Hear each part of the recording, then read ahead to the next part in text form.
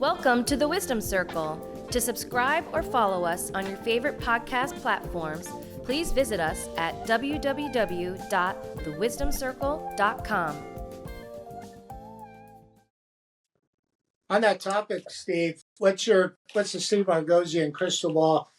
You called them the legacy networks.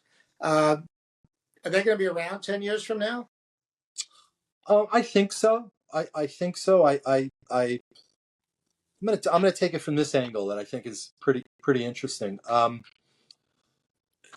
think right now the single most valuable commercial environment in all of television, unquestionably, is Amazon's Thursday night football package.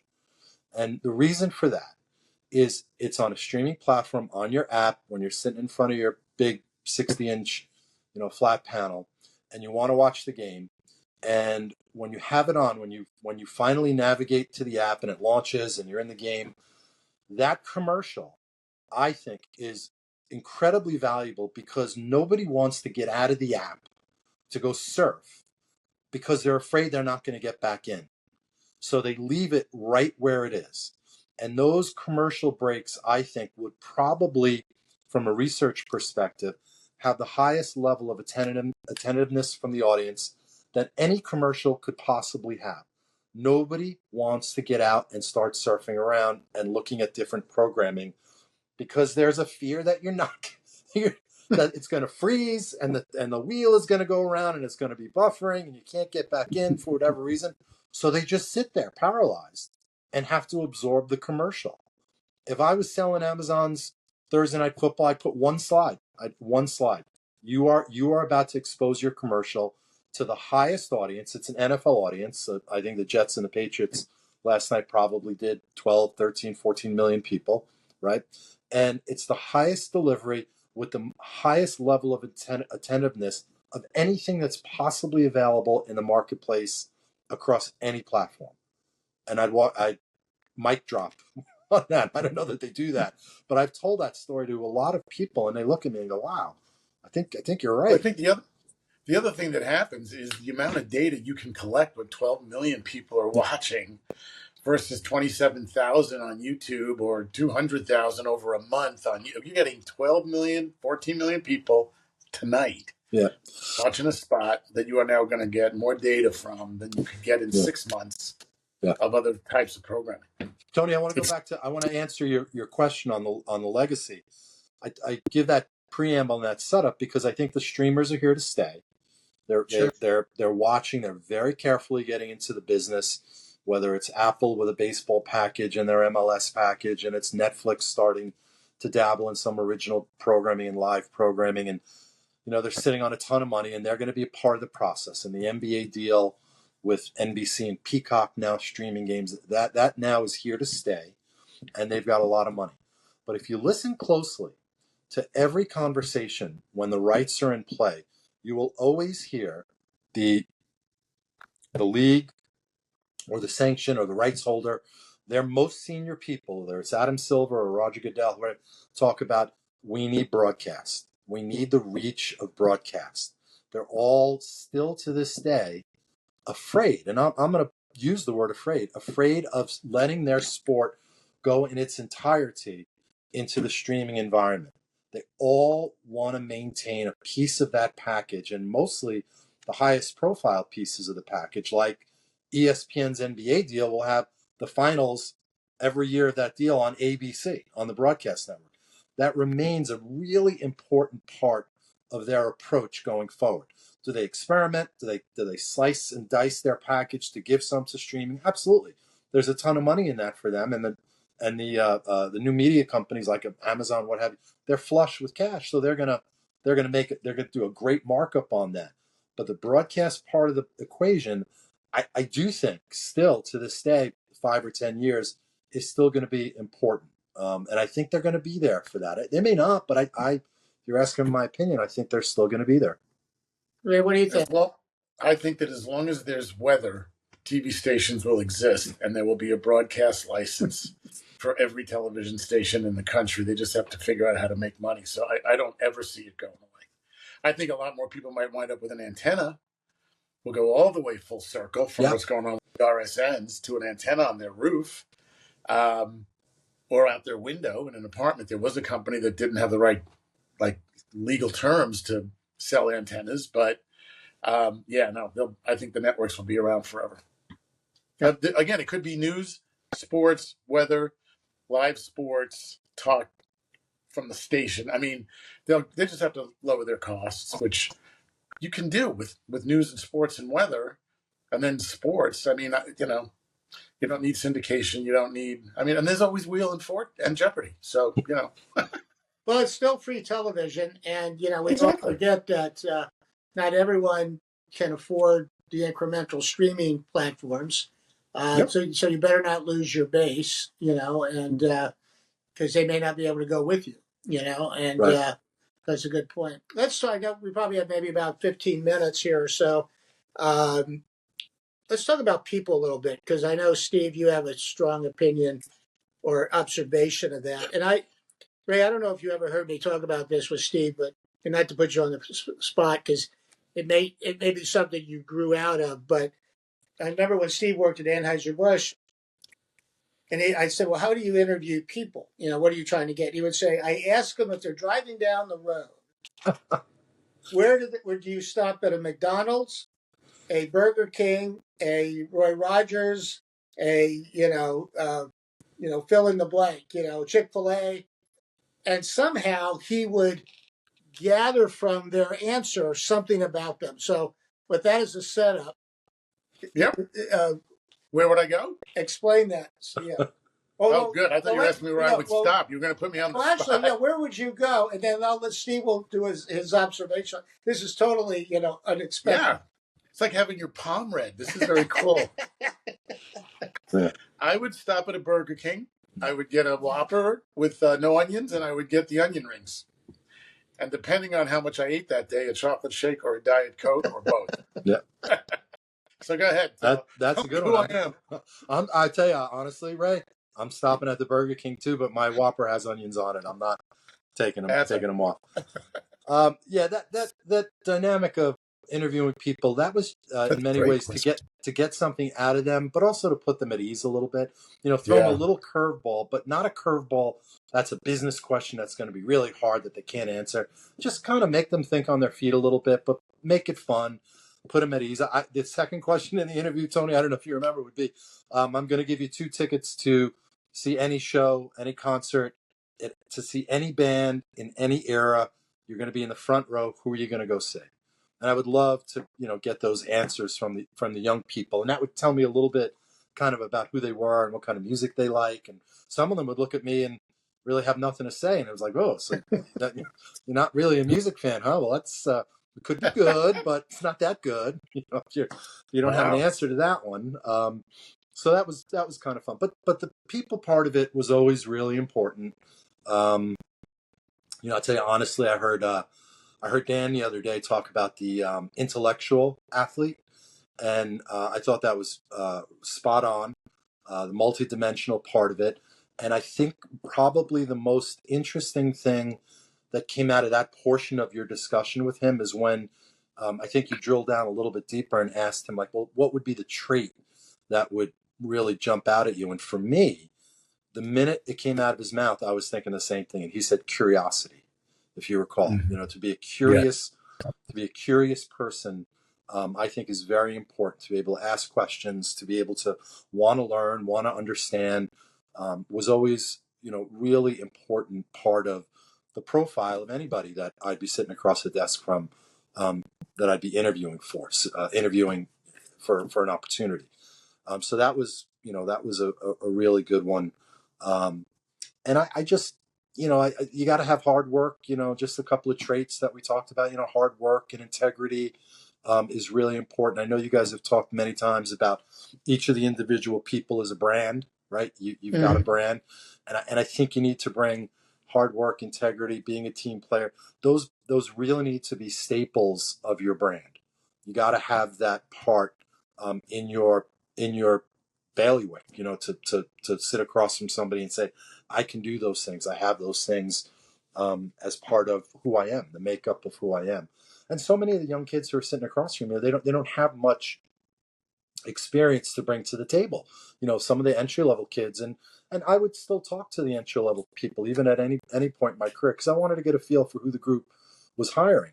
And they might not have a lot of experience. They might have an internship, which are critical, I think, and we could talk about that for later. But I do think that they have to tell me a little bit about themselves.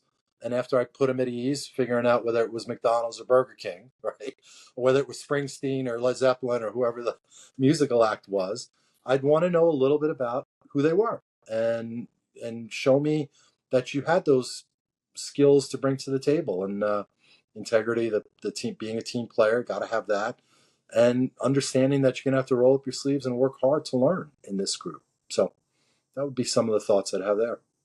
What's what are the things that I maybe not, I didn't really get a chance to observe it firsthand so much. What are the things from the millennial generation, the Gen Z generation, that we can learn from that you saw as positive? And then maybe the reverse, what are the things that may have been frustrating to manage, I guess? Yeah. So I would think, I would tell you that what I always found interesting was I engaged with the younger people in my group, and I would ask them, what are you watching? What are you listening to? What are the podcasts that are, might catch your interest? How are the marketers reaching you? So if you're on your phone and you've got, let's call it ESPN, you open the app and the first thing that comes up is an ad that takes up the full screen. Is your first move, where's the X? Get me out of here, right? I got to find the little X that M&M's is trying to hide on you so you can't find it because it's in the upper right-hand corner and they're doing tone on tone, but there's the X. I'm going to hit it and I'm out of that experience. So that's bad. What are the experiences that are good? What might be something that you're engaging on your handset or in any way, you're online, you're surfing, what have you, that is going to actually make you kind of want to engage with that brand? And I talked to them about that, and that was really, really, really valuable. Is it effective, or is it pissing you off? Is the brand itself that's marketing to you doing more harm than good? And I thought that was important to glean from these guys, and they give it to you. If you were willing to let your guard down as a senior manager, engage them and ask them, real questions, they'd give you real answers. They weren't shy. If you hired the right people, and it's interesting because at a place like NBC, there was a very, very not strict, deep screening process before they'd get to us. They'd weed people out who they thought weren't really the right people. So you'd get really strong candidates. And one of the best parts about getting a strong candidate is that they were able to speak their mind. They weren't shrinking violets. They would tell you what you were thinking. So if you talk to them, you get a lot of information back that would be usable from them. That's cool. Yeah. Ray, I'll throw it to you for either a new question or to jump in on that one. Yeah, no, well, I was just thinking how, I'm not sure you always wanted to know what everybody else was thinking. I don't know if I did. But no, you have to be open to it, though, and learn from it. So I'm kind of teasing. No, just to double down. And the interesting thing, Steve, I think, as it relates to your experience, which, a little bit more current than mine. I left at the end of 22 at Telemundo. And this goes into some other issues about bilingualism and the trend towards bilingual, et cetera, and streaming. But so we're at Telemundo. Now, if you went to NBC and sat in a conference room, and this is what I loved about that audience, but if you asked a bunch of young people, 30 people in a room, okay, so is anybody watching Señor de los Cielos? Not a hand goes up. What are you watching? I'm watching Breaking Bad. I'm watching this, I'm watching that. And I think it was true at NBC too. Oftentimes the generation in the room is not watching the stuff that we're putting on the air as a network. Yeah. At NBC or ABC or CBS. So it was actually like a pretty good pressure test of what's current. And most times it was not our stuff. And that you want to get the programming people in and say, just so you know. Right. Right. I mean, you have an in-house prepaid focus group on what was popular and what wasn't popular at the time. Yeah. And you're right. I mean, so much of the primetime programming skewed so old, and the younger people who were in the room, they weren't really watching that. You know what they were watching? They were watching reality. They were all watching Bravo. It was Real Housewives. It was shows on real estate. It was shows on housing and building houses and making them better. You know, all that stuff. You know, you think about what NBC was able to achieve when they created this BravoCon, right? Which is a, celebration of all the talent and all the shows that are on a very low rated cable network that is very influential and very powerful in the marketplace. And they did a masterful job of leveraging the talent to create a fan base that's completely absorbed and is more than willing to be exposed to the marketing messages. Each one of those talents goes to BravoCon with 5, 6, 8 different brands that they're representing and trying to sell on the floor of this convention and being spokespeople for them. So, that audience is very young. They're very influenced by what they see. So you're right. I think the other thing that BravoCon proved is how bad Nielsen is at counting audiences. Yeah. It's true. When I say low rated, that's Nielsen low rated. They were low rated, right? They were, right? I bet if you did a BravoCon in every market and added up and asked them, you'd have a lot more eyeballs than are showing up on a Nielsen. I will tell you with a clear conscience, the hardest ticket in the organization to get for a long period of time, I think till the day I left, was a ticket to get into to BravoCon. It's crazy, but it was true. I could get you 2 tickets to the Super Bowl easier than I can get you 2 tickets to BravoCon. And that's just the young audience connecting with talent and programming that NBC at that point was able to kind of figure out. So they figured that one out pretty well. That's a good one. I'm stealing Ray's question because I don't know how to prompt him without saying it. So I'm giving him. Gave me my opening and I missed. So I'm giving him credit for this because he said this in a previous podcast, and I thought it was pretty brilliant. So, and I'm going to say it in 2 ways. His first question was, when you were 12, what did you want to actually be or do? And then I'll put a second spin on it. Is once you were in the business, you then were very successful in. If you went back to the 24-year-old Steve Margosian, would you tell him to do anything different? Yeah. So start with the 12-year-old. Yeah, I would say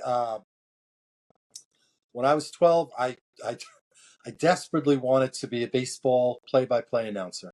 I was absolutely in love with baseball. Love the Mets up and down. They're terrible teams through the 70s when I was around that age. But I'd sit home every night. I'd keep score. I'd kind of talk to myself. I'd try and put words in the announcers' mouths at the time. So I really had an affinity for thinking I could be a baseball announcer at a young age, and it never came to pass or even close to coming to pass. When it comes to looking back in my career and the 24-year-old and where I wound up and how it all came to pass, here's what I have told people. If at some point when I was 21 or 24, somebody told me, here's what you're going to do. We're going to pay you to know everything there is to know about television, watch every show and have some sort of a position or an opinion on it and be able to talk about it. We're also going to do that same thing for sports television. You're going to be immersed in sports and have to know everything about it and be smart about the field of play as well as the business of sports. Oh, and then, by the way, you're going to work for the biggest beer company in the world and really get 2 cases a month for free and basically be the bud man in your community for the middle portion of my career. And Tony, you remember, I was a Miller guy. I started at Miller on the agency side. Yeah. So I've literally been immersed in beer in my business for my entire career. And then my biggest clients, when I was on the sales side, being a marketing guy, I did a ton of work for Anheuser-Busch. So someone said, you need to know everything there is to know about television. You need to know everything to know is about sports. And by the way, the thread line running through it is beer.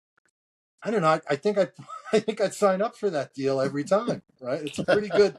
It's situation for me, right? So that's why that's why I say it with a level of gratitude. And I do believe it. Like, I've been incredibly fortunate in my career to have that experience in doing something I loved. I loved television as a kid growing up. I'll fence with anybody about, I Love Lucy or F Troop or Gilligan's Island or Gunsmoke, or I can go in 1,000 different directions and talk to you about it. I'm a sports nut, always have been. I'll talk to you about the Olympics or the Tour de France in detail. What do you want to talk about? And having all that around the social environment, because I was also a C+ student, Tony. There you right? go. Yeah, there you go, right? So some of us, are C+ students. But I'm gonna, if I can, just go a different direction very quickly here. Sure. I'm not sure, and I hope everybody can appreciate this. I'm not sure that the business is quite for the C+ student right now. I think there's I think there's a place for them. I think there's a place for them, and you know where it is in many respects? You go be a salesperson because you got a great personality. People like being around you, and that's what a salesperson needs to do. You need to be able to engage. You need to be an experiential marketer, be able to talk to people on site. There's a place for that. But man, you need the A+ students for behind the scenes right now. There is a level of data, Ray, you mentioned it earlier, data and detail, and the way time is being sold right now, where that C+ student, you're not going to make it.